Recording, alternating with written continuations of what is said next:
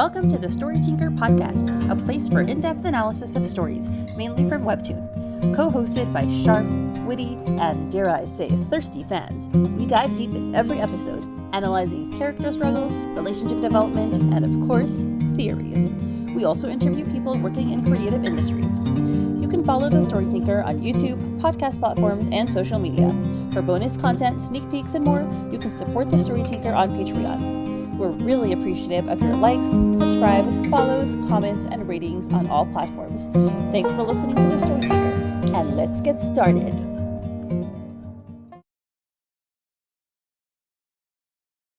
Hi everyone, and welcome to the first of our new series, which is interviews with people working in creative industries. And our very first guest is Michael Sun. And did I get that right? Yes. And Michael is a VP of content at Tapas, and he has a really interesting story to share with us about Tapas because he has been there from the beginning. So I'm really excited to hear about that. So I'm sure many of you know what Tapas is. I'm just going to read a little bit about Tapas. So this is the text that they sent me. It was established in 2012, headquartered in LA, and it has key global operations in Seoul, South Korea, and Beijing, China. And it's one of the fastest growing digital publishing platforms of webcomics and novels in North America. So they have both of those on the platform. They have created a community of more than 9 million registered users with story from 68,000 creators and published over 99,000 stories to date, which is a ton of stories. And they have partnerships across various multimedia platforms like with Scholastic, Zoic Studios, webcomics, Boom, Hachette Book Group, 𝗀𝗶𝗰𝗵𝗲𝗀, Penguin Random House, Kakao Entertainment, Podium Audio, Frolic Media, Madison Wells, Netmarble, and more. And they won the 2020 Ringo Award, their favorite publisher, and received their first Eisner nomination in 2021. And they also joined forces with Kakao Entertainment in 2021 to expand their global storytelling footprint. So there we go. Thank you for you describing your own company.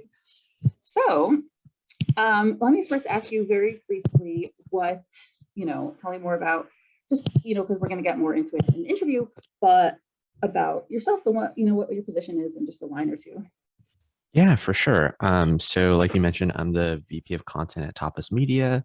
I oversee Studio Tapas, which is like a very specific division within the company that's responsible for all of our original production. So we work directly with creators to basically develop stories that you can't find anywhere else. And I've been with the company for about a little over 9 years. And I started off as an intern. And I think that, I truly believe that I've had like the best possible experience at Tapas because, I started off as an intern, worked my way all the way up to VP of content, got to do a little bit of everything under the sun, except for the actual coding, which, thank God. I did like social media for a while. I did, the actual programming of what gets featured. I did email campaigns, and I traveled up and down the West Coast during the beginning to recruit creators. And I was like super introverted at the time. So meeting people in person and trying to like pitch Tapas was like a really big learning opportunity. And, more recently got more involved in like business development. So yeah, a little bit of everything under the sun. And, for me, I've been a lifelong fan of storytelling, and it just so happens that, comics is my favorite medium. So I kind of got lucky. I grew up knowing that I wanted to work in comics, but I really didn't know how or what that was going to look like. And so Tapas was kind of like a very serendipitous opportunity for me. Yeah. So you were telling me how you got into Tapas, and do you want to talk a little bit about how you even found out about the company? Yeah, so oddly enough, the company kind of found me. One of the older co-founders was a Berkeley alumni, and at the time I was teaching kind of like a student-run course at UC Berkeley that was all about like how to make comics and like how to publish comics. And he attended one of my lectures, fell asleep, and at the end of it was like, hey, I have this really cool opportunity. And at the time it was called, I believe it was like Comic Panda. And I got to pitch kind of like what I would do if I could do anything in comics. And Chang Kim, our CEO, like really, I think, resonated with what I had in mind. At the time it was like when you said comics, people thought of like superheroes or like Sunday funnies, and what I really wanted to do was like do everything in between that. I grew up with like manga, and I think you find a lot of eclectic stories in manga, and I wanted to kind of bring that kind of authenticity and vibe to Western comics, and I think that really aligned with what Chang wanted to do creatively. And so yeah, it wasn't really me finding Tapas, it's more Tapas finding me, and I'm so grateful for that. And again, like I said, it was like very serendipitous and very lucky. Yeah, that is. So it's like something you did straight out of college and you've been exclusively there. Yeah, it's the only job I've ever had. And so I'm super, super fortunate. I think luck will be kind of like a recurring theme in this podcast. That's great. I mean, honestly, I feel that way also about many aspects of my life. And I think that, if you walk around with that attitude of gratitude, your life is just so much better for it. Oh yeah, for sure. Yeah. So yeah, please feel free to say that as many times as you want. So you said that you always wanted to get into comics. So what gave you that conviction? Like when you were a little kid and reading comics, what were you thinking? Like how did you see yourself in the future? Or did you think you were going to do it? Or was it like, oh, I want to do it, but I'm not sure if I'll be able to? Yeah, it was kind of one of those things. So like both my parents are first generation immigrants. And so I grew up with both of them having like full-time jobs. And so a lot of my upbringing as a kid was kind of like, reading comics or like reading pulp novels, TV and movies. And so I always... Were you an only child by any chance? Oh, what was that? Were you an only child by any chance? Yeah, for the first 8 years, I was an only child. I think I was an accident. And so, I grew up with pop culture kind of raising me, and I always knew that I wanted to contribute back to pop culture in some meaningful way, because I knew that there are a lot of other kids out there like me that was, like voraciously consuming content. But, I grew up in like the early 90s. And so, there wasn't a lot of like Asian American representation on screen at the time. Like we had like Jackie Chan, Jet Li, and if you were cultured, you had like Yo-Yo Ma. But I knew that I wanted to bring a lot more like own voice of storytelling and like representation if I were to have worked in pop culture. And I just at the time didn't really know what that looked like. And I was okay at drawing as a kid. And when you're okay at drawing in a public school, you're probably pretty good in the public school. And so, I was like, okay at drawing in middle school, okay at drawing in high school. And then I got to college and I was like, oh, I'm actually like not that good at drawing, because I was introduced to like a whole new group of people that were just incredible at art. And so I knew that I probably wouldn't cut it as a penciler in comics. And so I was like, maybe writing or editorial or lettering or whatever I could get. I just knew I needed to work in comics eventually. Yeah. Yeah, that is so interesting, because I definitely also felt that way when you're a big fish in a little pond, you're like, oh, I'm great at whatever, dancing, singing for me. And then you get to a place where like, there's a lot of people like you and you're like, oh, darn. Yeah, it's a very humbling experience. Yeah. I remember in high school, I applied to goodness, why am I blanking? Trader Joe's, and they have like those hand-drawn signs. Yes. And I remember my high school art teacher being like, Michael, you should really pursue a career in art. And I couldn't even get a job at Trader Joe's doing hand-drawn signs. So I was like, I don't know if I'm really like cut out for this. And I think, yeah, again, like getting into college where you meet a bunch of other people like you who are probably like top of their class at art. And then you're just like, oh my God, there are people that are really, really talented out there. Yeah. So did you ever consider doing anything else, or because this opportunity landed in your lap so early, like you kind of didn't even have to? What did you major in undergrad again? Yeah, so I majored in English literature with a focus in European modernism, and I can't tell you why. But I think that, yeah, I was always trying to balance, how do I put this? So, I'm the first of my family to go to college. And so it was like, there's like a lot of expectations. And there's a part of me that thought, oh, maybe I should, go down a traditional route, maybe not major in English and get a steady job and maybe get into comics in like a later part of my life when when I had a lot more stability. But I think, deep down inside, I knew that if I didn't try now, I'd probably like wake up in 30 years and probably still be telling myself that I'd get around to it tomorrow. And when you're young and you have that fire in you to do something creative, I think that's like kind of like the best time to kind of capitalize on that. And my parents, luckily enough, were like pretty supportive with that, and especially when the Tapas opportunity came up, I think it was kind of, again, like really lucky and serendipitous. Yeah. That's amazing, because I was going to ask about your parents, because I know for artistic people, they often face a lot of opposition from the adults around them, telling them, don't do that. I know for me, when I was a kid, I always wanted to do like the dramatic arts, and I happened to have grown up in a very Orthodox religious, Jewish environment where that was not an option at all. It was like, I mean, I wouldn't say heretical because it was not theological, but it was just considered very, very immoral. And like, no, you can't do that. It was not an option. It was like becoming like, I don't know, rocket scientist was more likely than becoming an actor.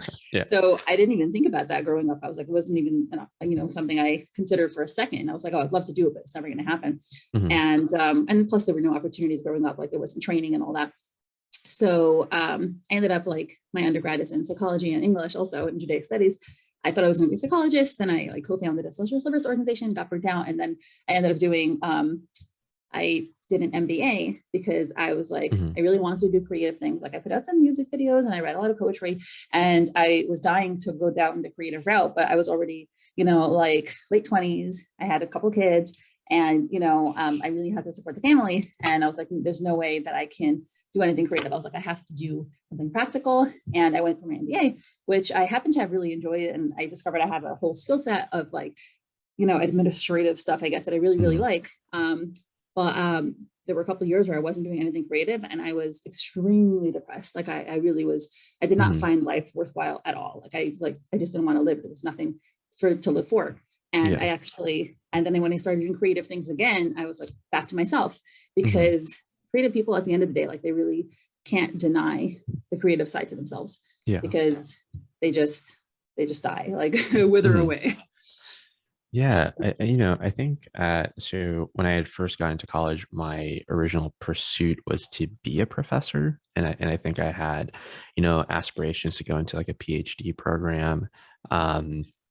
And it's funny because I was all set up to apply for a PhD program when the Tapas opportunity came up, and I was like, okay, I'll put like the PhD track on pause for like a few years and really commit to Tapas. And then 9 years pass, and then now I'm no longer thinking about the PhD program at all, and I have no regrets about that at all either. So I think being creative and being passionate are really it consumes a lot of your day. Like you're thinking about all these creative things and like all these possibilities, and to have an opportunity where you can kind of apply that and make a living off of it is a once in a lifetime opportunity. I think my parents kind of recognize that, like this is kind of like the perfect opportunity for our kid. And I think they also like worked really, really hard. They worked like manual jobs, and I think they kind of realized like, oh, it would be like a shame if they had kind of built this life and given me this opportunity to pursue a different career, and if I didn't take like that creative path, I think they would have had some regrets with that. So that's really supportive of them. Yeah, for sure. That's great. I'm super grateful for that too. Yeah, my mom and dad are the best. Oh, yeah, I know. I appreciate my parents a lot more as I get older and have kids. So can you tell me more about like your day-to-day responsibilities now? So it sounds like you did a ton of stuff, which I think must be amazing, like to watch a company from its inception and do everything. So what do you do right now as VP of content? So my day-to-day kind of looks different every single day. But I'm mainly responsible for overseeing like the business side of the studio, making sure that the studio is financially fit, and that all the projects are running along smoothly, and that we're setting ourselves up for really long-term success. So it's like high-level strategic planning. And I try to spend some of my day connecting with other people, whether it's inside the company or outside the company. And for context, like before COVID happened, we were at like 32 people full time, I want to say. Wow. And I think we just hired like person 127.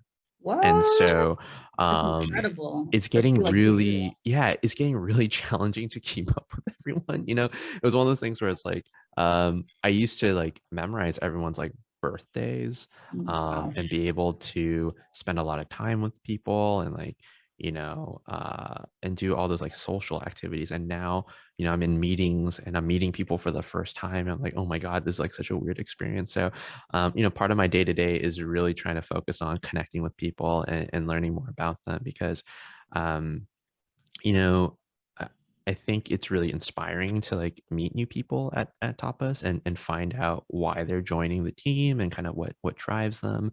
And I think that kind of gives me a renewed sense of energy. Um, and another part of my day is kind of like the like meetings upon meetings upon meetings, and it's just part of the job. But what helps with all that is being surrounded by incredibly like creative people. I mean, we have Michelle Wells as our CCO, and she has an incredible publishing background. She did stuff over at DC Comics that just absolutely blew my mind. One of the most courageous storytellers I've ever been able to meet, and so I can't complain about being in meetings with her because she's so amazing. And so yeah, most of my day to day is actually just meetings, meeting people, and doing like P&Ls, budgeting sheets. So kind of like the boring side of things, but it's important work that needs to get done. And it also allows more people to do parts of the job that I personally really love and really like motivated me to keep going. So yeah, super grateful again to have this opportunity. And also it's like, if we're being like completely honest, like I'm a pretty young VP of content, Yeah. no lie. And so just being afforded this opportunity and this responsibility is an amazing honor. And I think, I'm trying to, earn the title of VP every single day. Yeah. Mm. It's interesting because I totally did thought VP of content would be about like kind of selecting stories and like kind of more editorial. So I didn't know it included all this business and strategic stuff, which is really high level. And it must have been, was it hard to get into that because your background wasn't like English? Like, did you have to learn a lot of stuff about business, or you learned it on the job? Or yeah, I mean, I think I got, I was very fortunate that I was surrounded by really smart people, and I had the great opportunity to have really amazing mentors, from Rob Perrieta, who's over at Netflix on the anime division now, but previously was the top person at Viz Media. I have 𝗀𝗍 𝗁𝗂, who runs MediaDo, which is like one of the biggest publishing companies, media companies from Japan. Chang Kim, our CEO, one of the greatest mentors of my life. And so yeah, just having like really smart people giving me all this like years of experience and guidance, I think really helped me embrace these new challenges. So, sometimes the job can be daunting, but I know that, I have a really great support group and, people that are so generous with their time and knowledge. And so I feel like there's no challenge that I can't face as long as I have this group along with like Michelle Wells, Gabby Liu, our superstar editor, as long as I have them, I think there's no challenge that I can't face. Oh, that's so wonderful. It's so nice to hear, you speak positively like that. Do you, are you guys currently back to the office, or like, are you remote or combo? We're remote, and we've been remote ever since COVID started. We actually just got an office in LA, and then like 2 to 3 months later, COVID hit, which was super unfortunate. But yeah, what's interesting is like even before the pandemic hit, we were doing Wednesday work from homes. And so we were kind of pretty well suited to transition to a completely work from home situation. But I can't lie, I do miss the office and like meeting up in person. And I think there's just like this different kind of culture that you can cultivate by being together in person. Like, when one of your editors is having an off day or something, you can kind of see it via their body language and be like, hey, like, let's take a break, let's go grab coffee or some boba or whatever. And being behind a screen and maybe not being on a call with them, like you're not able to see that kind of body language. And so yeah, it introduces its own set of challenges, but I think for the most part, we've been super productive from work from home, and I'm really happy to see that. And I do see a lot of our team members going above and beyond to kind of try to, what do you call it, like simulate the in-person work experience. Like we have this really great editor named Claire, who hosts like this monthly like luncheon kind of a thing where we all like eat together and do like fun activities. Last time we did yoga and I couldn't keep up. And so yeah, we're trying to make sure that we're still creating a fun culture and environment here, even though it's like purely work from home. Yeah. Oh, that's great. Is everyone in LA, or are there people all over America? And I know all over. Yeah. Okay. We used to be based in, we used to be based in the Bay Area, and then we kind of moved over to LA because we were kind of embracing the fact that, so we were like a tech entertainment hybrid company, and at the time it made sense to be in SF because that's where all the cool tech startups were. And then we're like, oh, we're more of a storytelling company. We should be like in LA or like New York, and so I was actually one of the first members to move out to LA. And I think I had such a fun time. This is how I want to think of it, that it was infectious, and I convinced a lot of other people to move out here with me. So, okay. I've actually never been out west. Oh, yeah. So yeah, the furthest west I've been was when I lived in Memphis, Tennessee. So yeah. But up and down the East Coast, because that's where I'm from, but I haven't been out there. So I got to get up there. But anyway, what would you say are like, I don't know if you want to talk about it because it's a little negative, but like, what are frustrating parts of your job that are either frustrating or difficult? Yeah. I don't know if like frustrating is the right word, because I don't really want to come off as ungrateful, I guess. Yeah. I mean, this is like a dream job, right? But I think like the most challenging part of this job in particular, and this role is like when a story doesn't find an audience. I think that's really tough. We try our best to set every story up for success. And we try to set up every creator up for success. They're coming on a very long journey with us, and whether it's making a comic or writing a novel, it takes a lot of time and a lot of dedication. But even with all our best efforts, every once in a while, for a myriad of different reasons, a story just won't find an audience, and ultimately, I have to make a tough call to not renew it. So I don't really participate too much in editorial anymore. I have a wonderful EIC in Jamie S. Rich, and I have one of the coolest editorial teams you'll ever see. And just knowing the staff and all their passion that they pour into every single panel, it's not a great feeling to cancel a series. One of the greatest privileges of working at Tapas is that we get to tell and share stories. And stories are, to me, like a very sacred thing. When a creator shares a story with us, that's got to be like the most like daring and like intimate and challenging thing someone can really do in the creative field. You have to be, brave and vulnerable and open in order to do that. And sharing a story is like sharing like a secret or like sharing a dream, right? And to not be able to continue those dreams is like a pretty big heartbreaker. But like, we're all trying our best here. We greenlight every story and believe in every project that we touch. And it's challenging.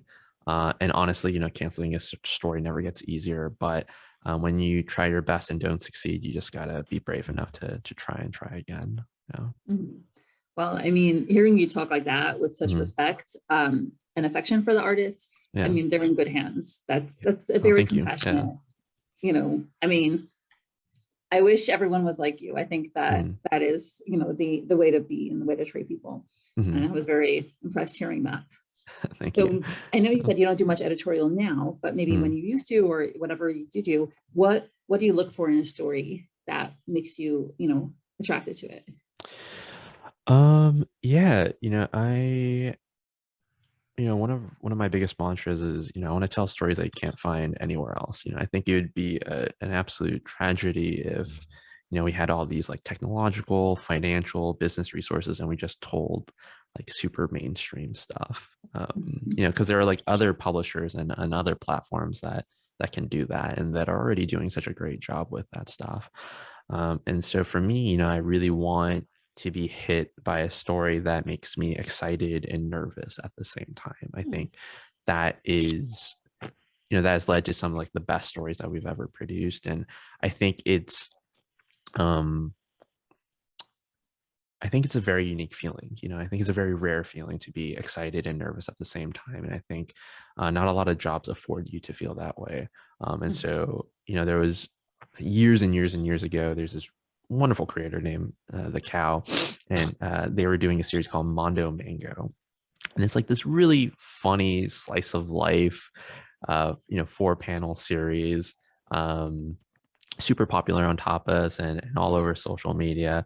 And the Cow pitched us Magical Boy, and it was like unlike anything I had ever seen before. It was a story about, is a trans narrative about, this young Max who is transitioning to a man and coming out to their family, and their family tells Max that you're part of this long lineage of magical girls, and it's all about identity, family, and having these open conversations. And yeah, I'd never seen anything like it. We published it, and a lot of people read it and embraced it, and it took everyone else outside of our community a really long time to get it. And luckily, we finally connected with Scholastic, and they're going to be publishing it in 2 volumes.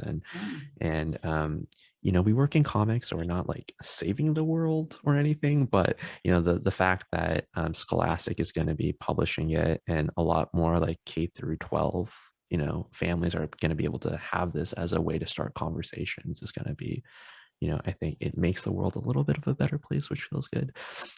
So yeah, what I look for are stories kind of like that, where it's like, oh my gosh, this really fits with what we're trying to do as storytellers. This challenges us creatively, and yeah, when you don't see anything like it anywhere else, I think that's a recipe for success for us.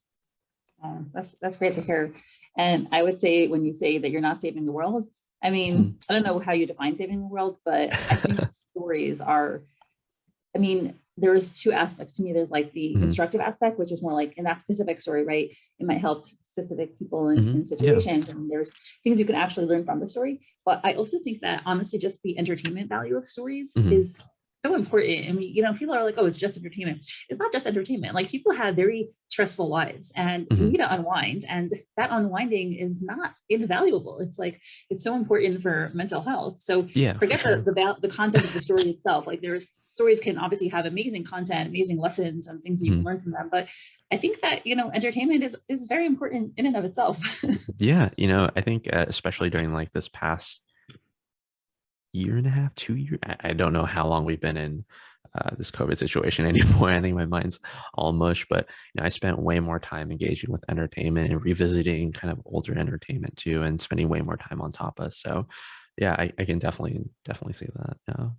Oh, so that leads to my next question. Like, which stories do you personally read, for either on Tapas or on other platforms? So I read a little bit of everything on Tapas.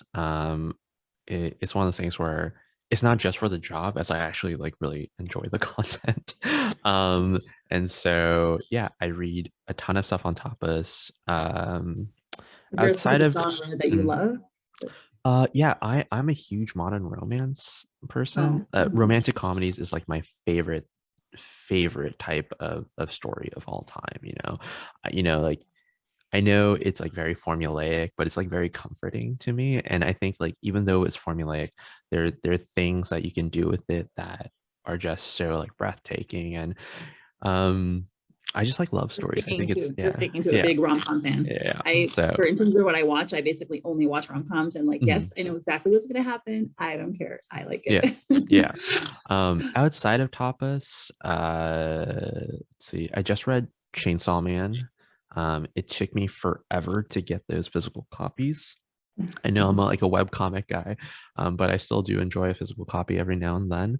Um, there, I just picked up this really cool comic called "Don't Go Without Me." It's by Rosemary Valero O'Connell, and she's the best. She's, you know, the story will just break your heart, and every page that she composes feels like a love letter to comics. And I hope one day to work with her and just like That was put that out in awesome. the universe, you know. What else did I just checked out? Catwoman Lonely City by Cliff. I'm just looking at my desk right now, by Cliff Chang. Cliff Chang recently wrapped up a run on Paper Girls with Brian K. Vaughan, and Cliff Chang is just one of those guys that's like, it's really frustrating to watch him create stuff because everything he does is just like pure magic. He keeps getting better and better and better, and I wish I had like a career like him when it came to art. And yeah, that comic is really really awesome and rad. um but yeah, you know, you try to read a little bit of everything, you know, digital, physical, here and there, every genre, just to keep me fresh and just to, you know, I think draw inspiration from. So yeah. I've heard from some people, this is something I wonder about, Mm, that when you do something that you love and you do it for mhm. a living, like that can sometimes decrease your passion, but it sounds like that hasn't happened to you. um Interesting. Yeah, hmm yeah, I'm trying to think of how I've been able to like mitigate that. I think one, being surrounded by everyone within the company that's also super passionate about comics kind of helps you, you know, stay in love with it. Because you know, we spend all of our free time just talking about like, oh, did you see, you know, like Vel on DPS only on like episode 18, she did like this really cool artistic flourish, and you get to just geek out, and I think that keeps me really enthralled in it. But I also think, you know, it's important to recognize that, you know, this is a job. I think it that definitely, that perspective holds me accountable.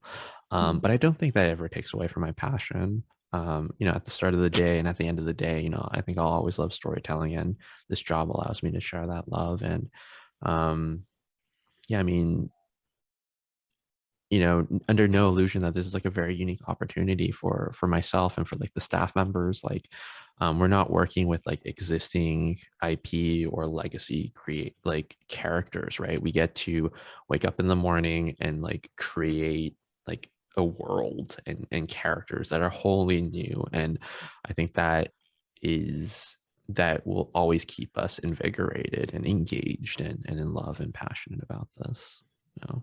That's really great to hear. Like, it's honestly one of the things that I worry about if Mhm, I ever do get a position that is like, you know, fully creative. And, you know, I'm genuinely worried that like I'll stop liking it. I have mhm. a good friend who is a lawyer, and she, you know, loved reading. And then after law school, she says she can't read anymore. I'm like, what? Like, not read? That's like not Oh, breathing. yeah. But she said it was just too much, you know, like intensive reading for law school. She just can't do it. So Interesting. I'm Yeah. happy to hear it. Yeah. I Oh, guess, yeah. It's, so you were saying that everyone else's passion kind of keeps that mhm. for you.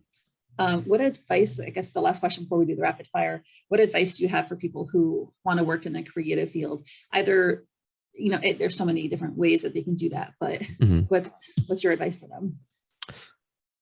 Um, let's see. My biggest piece of advice is to just put yourself out there. I think, I mean, it's weird coming from me because like this opportunity kind of fell in my lap. But I think people would be surprised at like how receptive people in the industry are to like sharing their time and their thoughts, and working with you to like kind of like get started.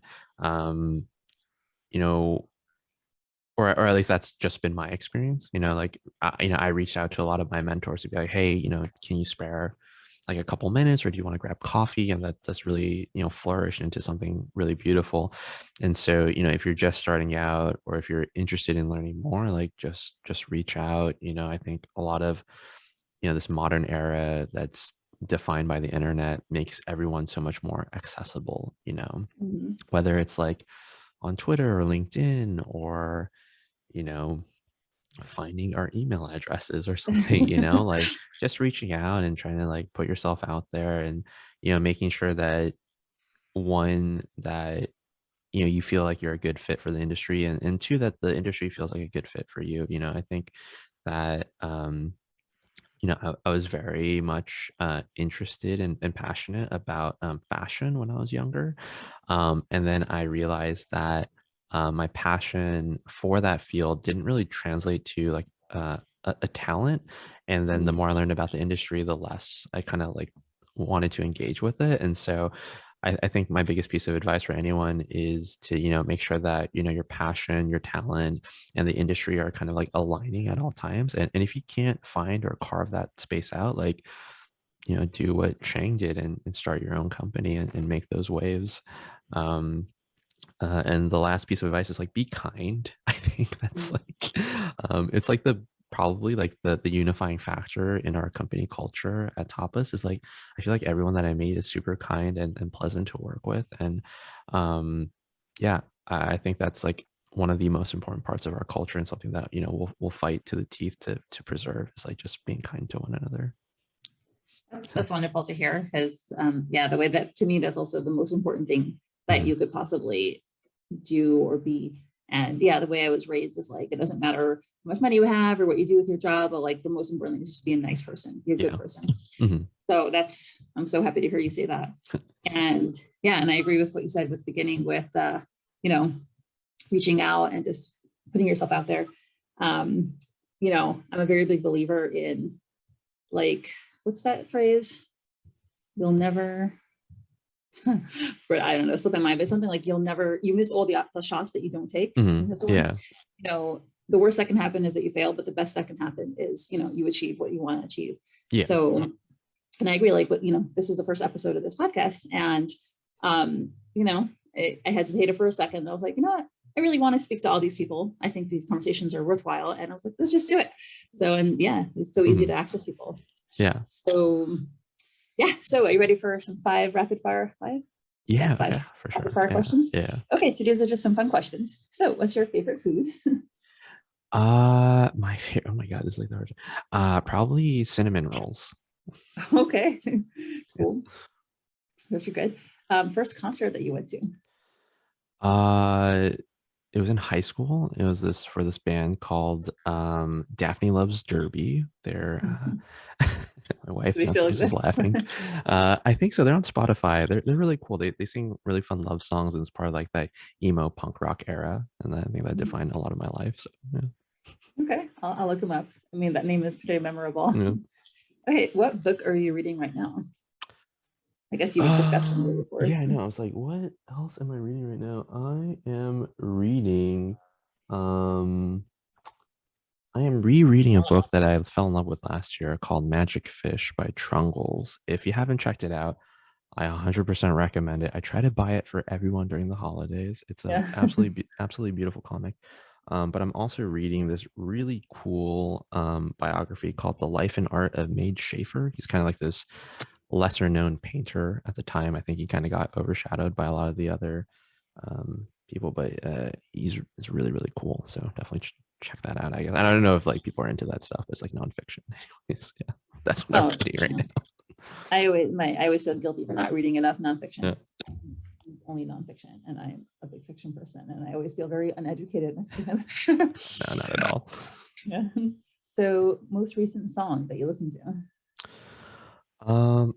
Yeah, you know what? Like I just looked at my Spotify like top songs of the year, and I was really surprised. I have been listening to a lot of Willow Smith. It's like Will Smith's daughter, but she does a lot of like new rock, and she has a song called "Meet Me at Our Spot" that is just been on repeat for me. And it's really fun and poppy. I love pop music, so yeah. Yeah, all of my top categories were pop this, pop that. Yeah, So, yeah.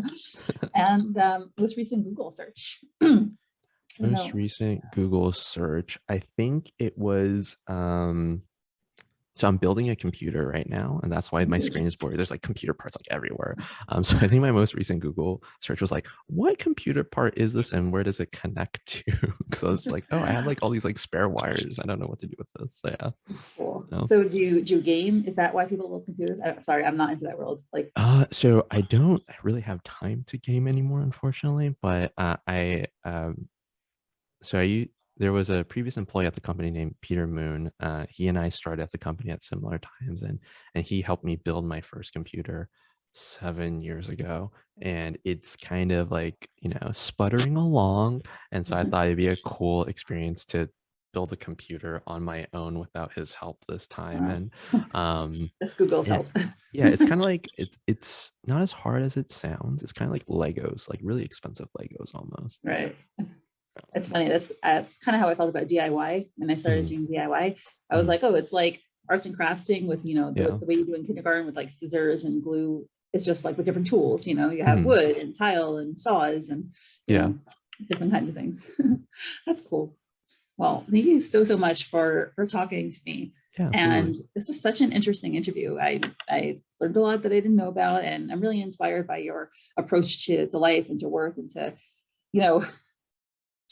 treating people. I mean, that's, to me, hearing that kind of stuff is just very valuable. I'm very happy to hear that. Yeah, I think it stems from like the culture that our CEO built, 𝗀𝗀, and if I could tell a quick story about him, and this is like one of my favorite stories to tell, and he gets super embarrassed every time I tell it, so I love to tell it even more. But when he first started this company, I believe his daughter was just born, and he was raising money and like traveling to Seattle to recruit like this superstar designer named Akira Hall, and he was busy with everything a CEO has to do, which is like a million different things, especially for a company that isn't fully fleshed out or just getting started. But he made it a point every day to grab us lunch. Like he went out and grabbed everybody lunch, and he said it was because he didn't want it, he wanted it to be like one less thing we had to worry about. And that always blew my mind, because like, oh, I don't think a CEO should be like grabbing lunch, but it really instilled in us this kind of like culture and mentality that there's like no task too small or like no task too large, and it's really about like helping the team succeed at the end of the day. And I think that has reverberated to this day, where it doesn't really matter what I have to do if it means setting up the team to succeed and team members to succeed. And I think the reason why we have employees that have been with the company for as long as they have been, I'm like a prime example, 9 years, is because we feel like everyone is supporting one another. And when you have that, I think there's no way that we can fail. Yeah. Wow. Well, that is such a beautiful way to end the podcast. Yeah. That was very inspiring. And I'm so happy to hear that you have such a great person at the helm and great people like you there. Thank you. Yeah, well, thank you so much. And yeah, thank you. I'll be in touch. Thank you so much. Right. Thank you. Bye.